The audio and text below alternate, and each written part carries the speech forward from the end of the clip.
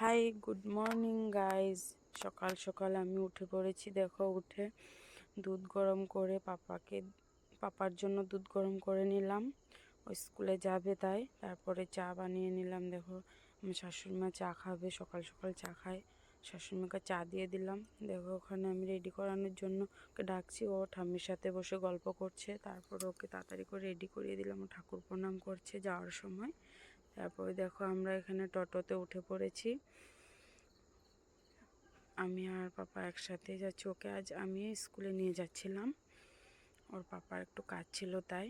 তারপরে দেখো, আমি আসার সময় একটু দোকানে ঢুকেছিলাম খাবার কিনতে। তারপর ঘরে এসে দেখো চা বানিয়ে নিলাম। এখানে আমার মা, আমার শ্বশুরমশাই, আমি একসাথে বসে চা খাচ্ছিলাম। তারপর এখানে ওরা স্কুল থেকে এসে পড়েছে। আসার সময় দেখো কি কি নিয়ে এসেছে ওর পাপার সাথে। ওর পাপা যা বলবে ওর পাপা তাই কিনে দেবে।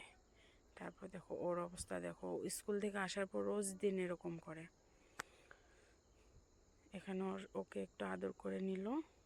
তারপর আমি ওকে ডাকছি, আয়, ড্রেসগুলো চেঞ্জ করিয়ে স্নান করিয়ে দেব, খাইয়ে দেব।